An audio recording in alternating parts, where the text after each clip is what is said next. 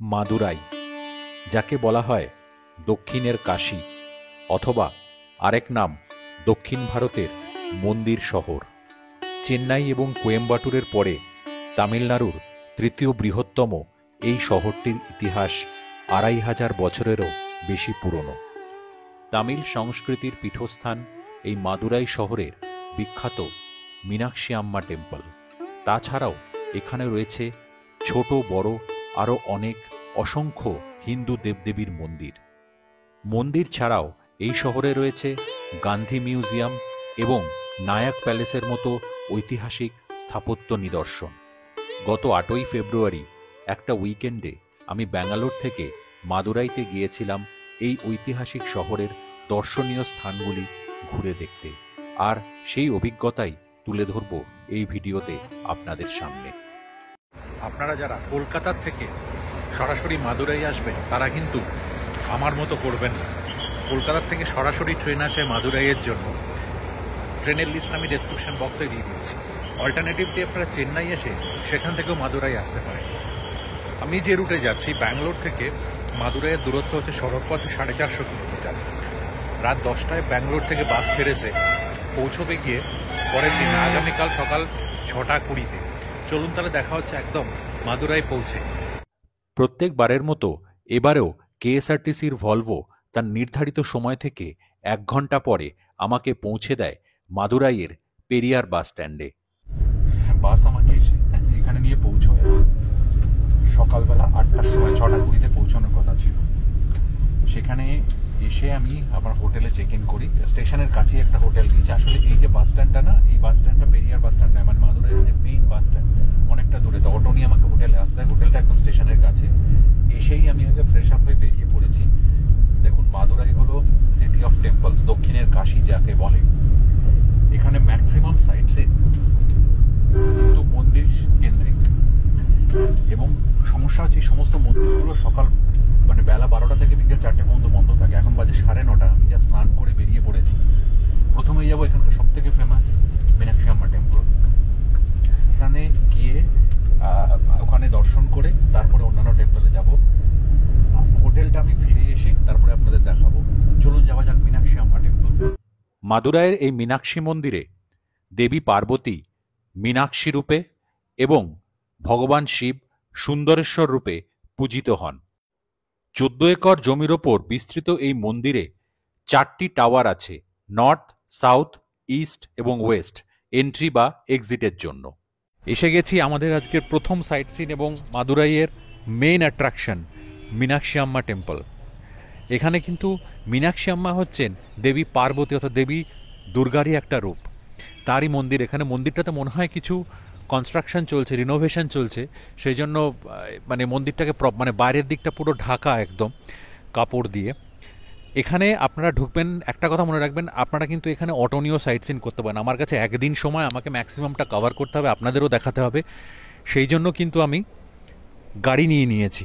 গাড়ি কত নিল, গাড়ির চার্জটা একটু বেশি, এবং সেটা কত নিল সেটা আপনাদের আমি পরে বলছি।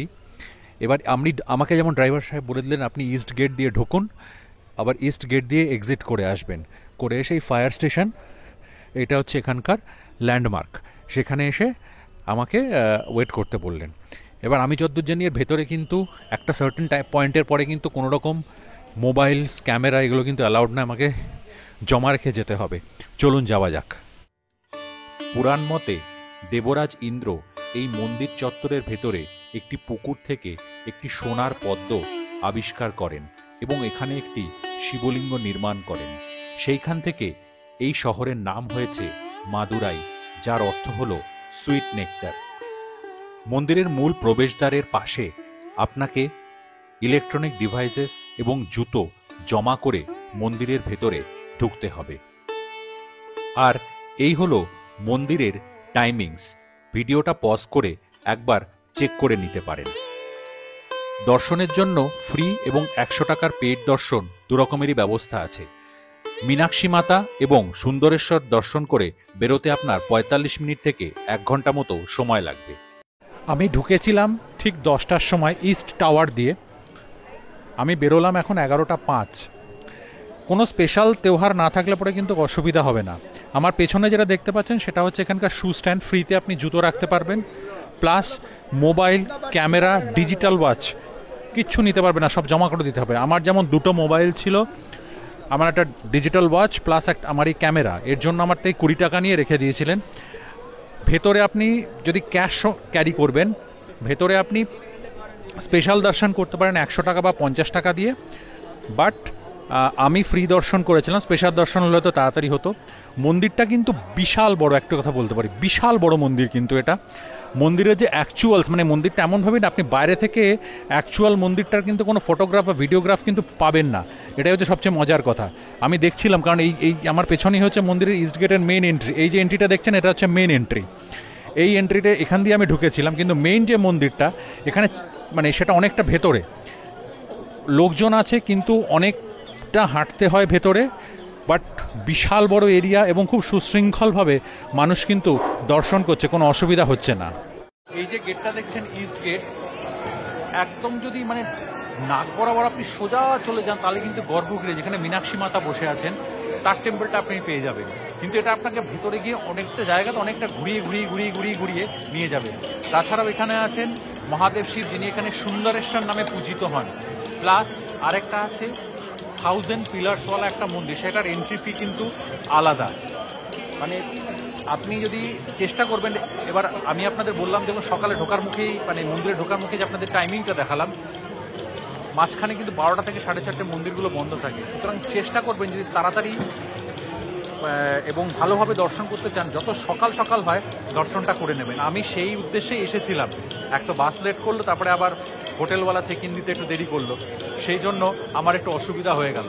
আদারওয়াইজ সকালে আসাটা হচ্ছে বেস্ট। এখানে মীনাক্ষী মন্দিরে প্রত্যেক দিন সকালবেলা মন্দিরের সমস্ত দেবদেবীকে মানুষের হাতে টানা গাড়িতে করে মন্দির চত্বর প্রদক্ষিণ করানো হয় এবং সঙ্গে থাকে এক বিশালাকার হাতি।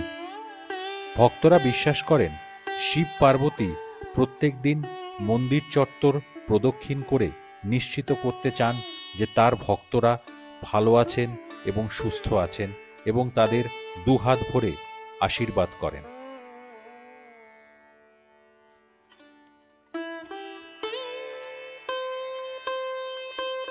এর পরের গন্তব্য আমাদের আরও 2টো মন্দির। প্রথমে হচ্ছে পেরুমল মন্দির, তারপরে হচ্ছে মুরুগান মন্দির।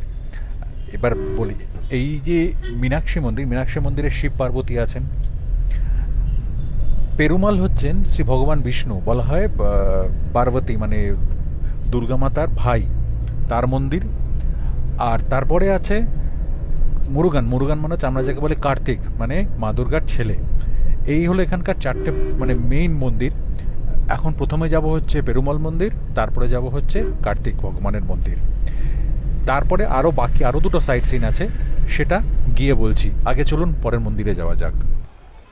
এখন যে জায়গাটা এসছি সেই জায়গাটার নাম হচ্ছে আলমগড় মুরুগান, বুঝতে পারছি না। আলটিমেটলি এটা হচ্ছে ভগবান পেরুমলের মন্দির, মানে হচ্ছে আপনার বিষ্ণু ভগবানের মন্দির। মন্দিরটা দেখতে খুব সুন্দর, আর পেছনে সিনিক বিউটিটাও অসাধারণ সুন্দর, দেখুন একবার।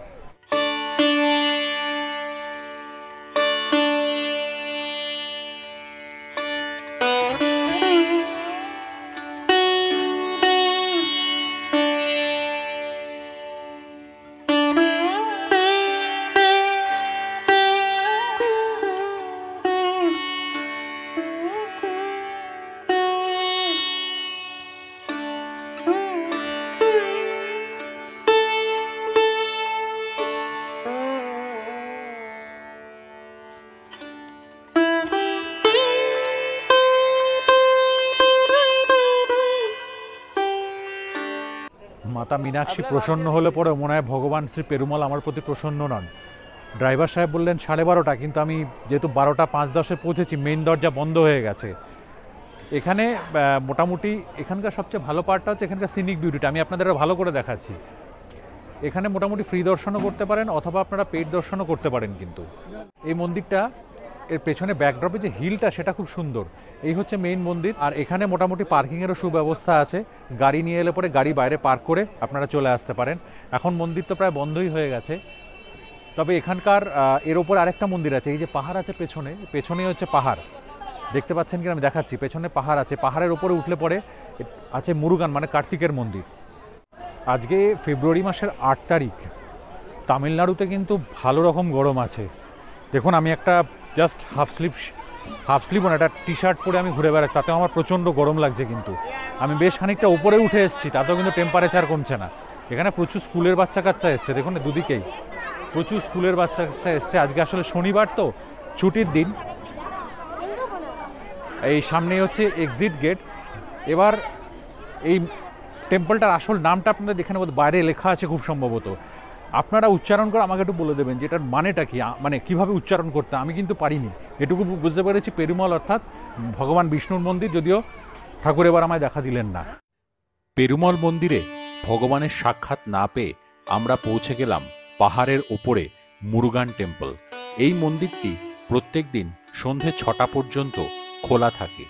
মন্দিরের ভেতরে ফটোগ্রাফি এবং ভিডিওগ্রাফি অ্যালাউড না হলেও চেষ্টা করলাম লুকিয়ে চুরিয়ে যতটুকু আপনাদের জন্য তুলে আনতে পারি।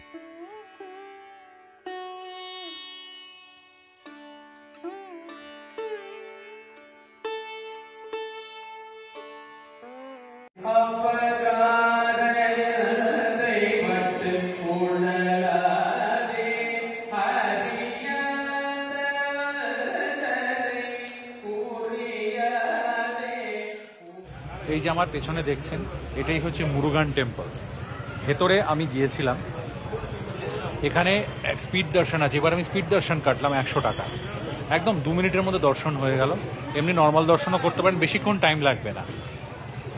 আর এখানে মন্দিরের গর্ভগৃহের মধ্যে ফটো তোলা অ্যালাউড নয়, বাইরেটা করতে পারেন। এই মন্দিরটা কিন্তু প্রত্যেক দিন সকাল 6টা থেকে সন্ধ্যে 6টা পর্যন্ত কিন্তু খোলা থাকে। এখানে আসার সময় আপনাকে যদি গাড়ি নিয়ে আসেন তাহলে পার্কিং, মানে আপনি যে ট্যাক্সিতে আসবেন সেই পার্কিংয়ের সামনে আপনাকে মানে ওঠা পাহাড়ে, এটা পাহাড়ের ওপরে অনেকটা আর কি। যে আগের যে টেম্পলটা দেখালাম মানে বিষ্ণু ভগবানের টেম্পল পেরুমল টেম্পল থেকে যেন পাহাড়ের নিচে পেরুমল টেম্পলটা দেখালাম না, সামনে পাহাড়টা, ওই পাহাড়ের ওপরেই হচ্ছে এই কার্তিকেয়ান টেম্পল বা মুরুগান টেম্পল। তো সেখানে আপনি ওই পাহাড়ে উঠবেন, ওখানে আপনাকে পার্কিং চার্জ নেবে হচ্ছে 30 টাকা। আদারওয়াইজ আপনার ফ্রি দর্শন করেও কিন্তু বেরিয়ে যেতে পারে। কার্তিকেয়া মন্দির দেখার পরে তখন প্রায় 12টা 12:30 বেজে গেছিলো। আজকে ব্রেকফাস্টটা হালকা করেছিলাম, তা খিদে পেয়ে গেছিলো, তাই চলে এলাম মাদুরাই সিটিতে। এই যে পেছনে একটা রেস্টুরেন্ট দেখছেন, নাম জিজ্ঞেস করবেন না, বলতে পারবো না কারণ ইংরেজিতে লেখা নেই। ননভেজ রেস্টুরেন্ট, খাবার কোয়ালিটি ভালো, খাওয়া দাওয়া করলাম। এরপরে আমার আরও দুটো সাইট সিন আছে, একটা হচ্ছে এখানকার গান্ধী মিউজিয়াম, আর একটা হচ্ছে নায়াক্কার প্যালেস। ড্রাইভার সাহেবকে খুঁজে দেখি কোথায় আছেন, তারপরে যাব। দক্ষিণ ভারতে কাঞ্চিপুরম, মাদুরাই সিল্ক এগুলো শুনেছেন তো মহিলাদের কাছে শুনে থাকবেন, বা মহিলারা যারা দেখছেন তারা জানেন। এই মাদুরাই সিল্ক খুব ফেমাস। আমি একজন এই পেছনে এই একটা শোরুম বলবো না এটা ঠিক, এটা হচ্ছে একটা ম্যানুফ্যাকচারিং ইউনিট। এই ম্যানুফ্যাকচারিং ইউনিটে আমি এসেছিলাম জাস্ট কথা বলতে। কি মাদুরাই সিল্ক বললেন, এটা কি একটা কটন সুঙ্গুড়ি না কি একটা বললেন ওনারা। প্রাইস রেঞ্জ কোনো জায়গাতেই কম নয়। আমি জাস্ট কথা বলতে এসেছিলাম এমনি, জাস্ট সিন্স ট্রাভেলার তাই চেক করতে এসেছিলাম। সেদিন আমার পরবর্তী গন্তব্য ছিল গান্ধী মিউজিয়াম, কিন্তু দুর্ভাগ্যবশত শনি আর রবিবার গান্ধী মিউজিয়াম বন্ধ থাকে, তাই বাইরে থেকেই দেখে চলে আসতে হয়েছিল। এখানে কোনো এন্ট্রি ফি নেই। 1921 সালে মহাত্মা গান্ধী যখন মাদুরাইতে আসেন, এখান থেকেই তিনি তার খাদি অভিযান শুরু করেন, অর্থাৎ বিদেশি বস্ত্র বর্জন করে দেশি বস্ত্র পরিধান করার সূত্রপাত এইখান থেকেই হয়েছিল। একটা কথা মাথায় রাখবেন, গান্ধী মিউজিয়ামটা যেহেতু গভর্নমেন্টের আন্ডারে, স্যাটারডে সানডে কিন্তু গান্ধী মিউজিয়াম ক্লোজ থাকে। আজকে শনিবার ঢুকতে পারলাম না। গান্ধী মিউজিয়ামে কোনো এন্ট্রি ফিজ নেই, শুধুমাত্র পার্কিংয়ের জন্য, গাড়ি নিয়ে এলে পরে পার্কিংয়ের জন্য 10 টাকা লাগে। আমি বাইরে থেকেই জাস্ট ভিডিও করে ওই জন্য বেরিয়ে চলে এলাম। এবার যাচ্ছি, আমরা যাব নায়াক্কার প্যালেস। আজকের অ্যাকচুয়ালি শেষ সাইট সিন। আজকের মাদুরাই আর আমাদের শেষ গন্তব্য তিরুমালাই নায়াক প্যালেস। এই প্যালেসের এন্ট্রি ফি বোধহয় 30 থেকে 40 টাকা। একদম আমার হোটেলের থেকে এটা একদমই কাছে। এই প্যালেসের ভেতরে চলুন গিয়ে তারপরে হিস্ট্রিটা বলছি। মাদুরাই শহরের কেন্দ্রস্থলে অবস্থিত এই নায়াক প্যালেস সপ্তদশ শতকের দ্রাবিড় এবং ইসলামিক স্থাপত্যের এক অনবদ্য নিদর্শন। বর্তমানে যে অংশটি এই প্যালেসের অবশিষ্ট রয়েছে সেটা অরিজিনাল প্যালেসের মাত্র 1/4, বাকিটা ধূলিসাৎ হয়ে গেছে। 1636 খ্রিস্টাব্দে নায়ক বংশের তৎকালীন রাজা তিরুমালাই নায়ক এই বিশাল প্রাসাদটি প্রতিষ্ঠা করেন।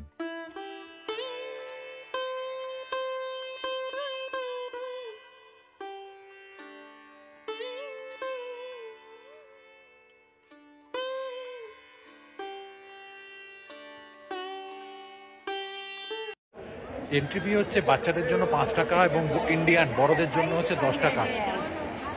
ক্যামেরা নিলে পরে 30 টাকা এক্সট্রা দিতে হবে। তাই মোবাইল দিয়ে ফটো শুটিং করছি। ব্যাকগ্রাউন্ডটা দেখুন কি সুন্দর দেখতে। এটার মোটামুটি এখানে না, এখানকার লোকাল প্রচুর মুভিরও শুটিং হয়েছে কিন্তু। চলুন ঘুরে দেখা যায়।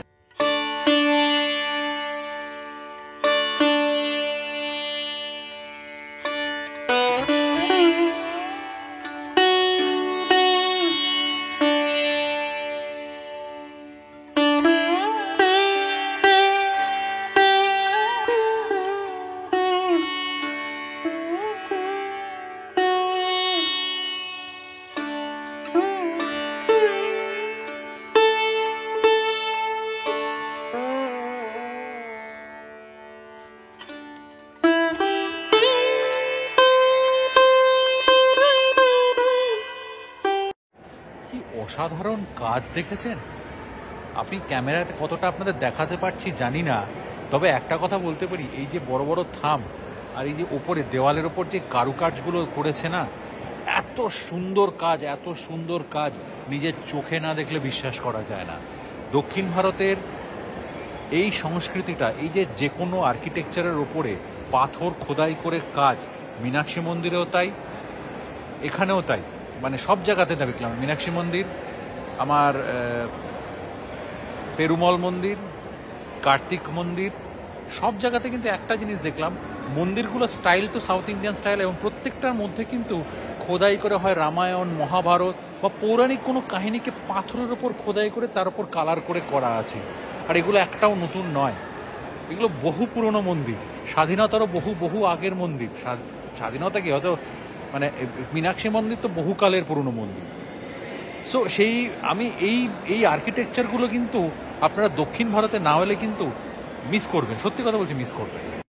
মাদুরাইতে ঘোরার মধ্যে কিন্তু এগুলোই হচ্ছে মেইন স্পট। মীনাক্ষী আম্মা টেম্পল, বাকি যে দুটো টেম্পল ঘুরলাম, গান্ধী মিউজিয়াম চেষ্টা করবেন শনি রবিটা বাদ দিয়ে আসতে, তাহলে ওটা খোলা পেয়ে যাবেন, আর এই নায়ক প্যালেস। তবে মানে মোটামুটি বুঝতে পারছেন তো, মাদুরাই শহরটাকে কিন্তু আপনারা একদিনেই শেষ কভার করে দিতে পারেন।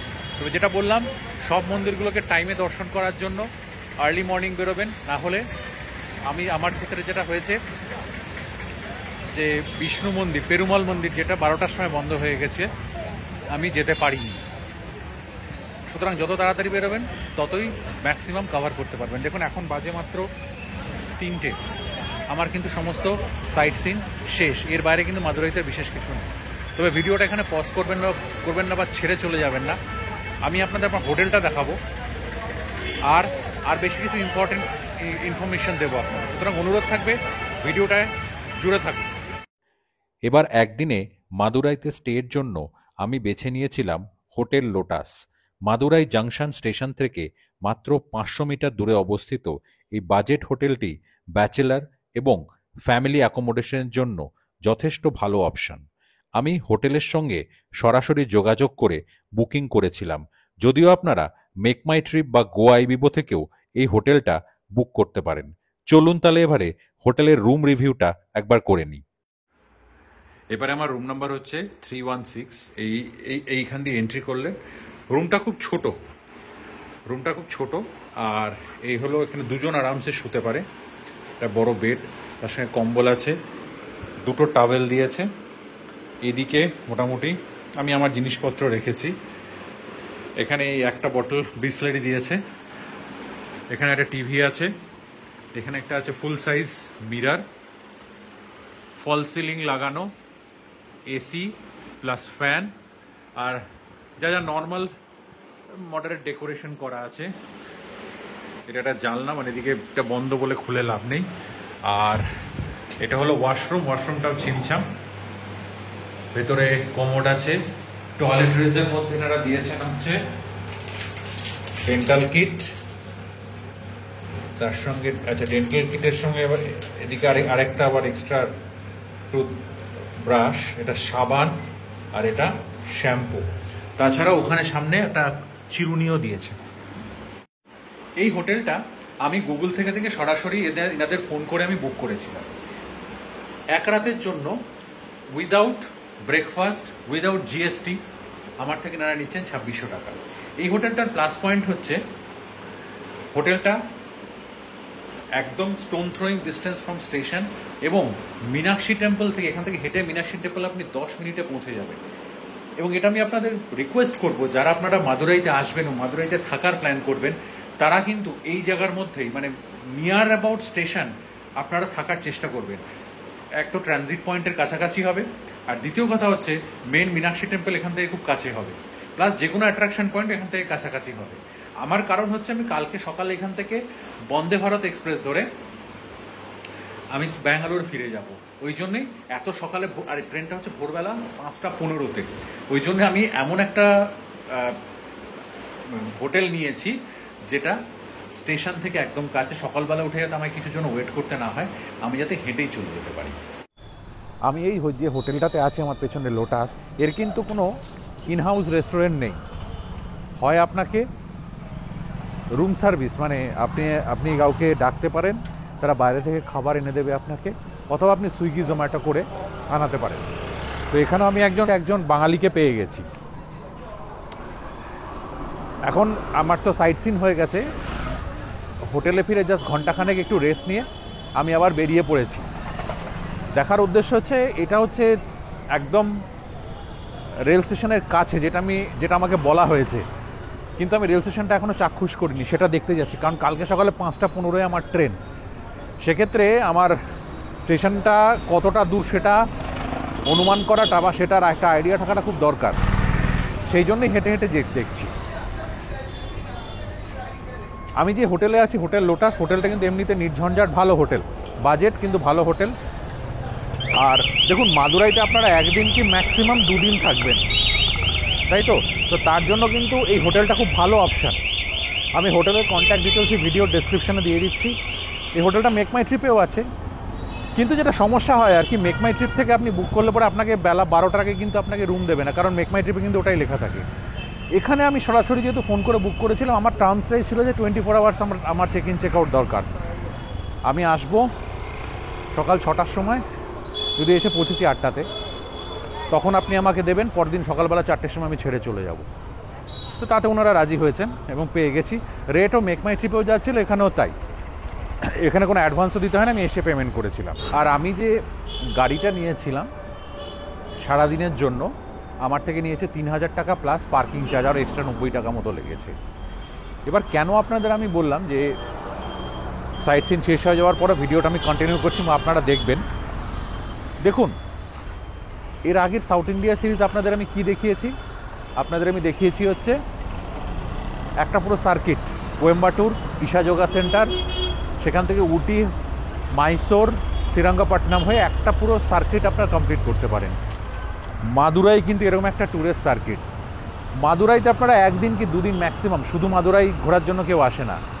এখান থেকে আপনারা কী কী জায়গা কভার করতে পারেন জানেন তো? একটা ট্যুরের মধ্যে 1 সপ্তাহের মতো ট্যুরে মাদুরাইয়ের পরে আপনারা কভার করতে পারেন ধনুষকোটি, রামেশ্বরম, কন্যাকুমারী এবং তিরুবনন্তপুরম, এবং সেখান থেকে আবার ফ্লাই করে বা ট্রেন ধরে আপনারা ব্যাক করে আসতে পারেন। মাদুরাই থেকে আপনাদের ট্রিপটা শুরু করা উচিত। তো সেই জন্যই, যেহেতু আমার পক্ষে তো লম্বা ট্রিপ করা সম্ভব না, আপনারা সবাই জানেন, যেহেতু আমি একজন ওয়ার্কিং প্রফেশনাল, আমাকে উইকেন্ডেই করতে হয়।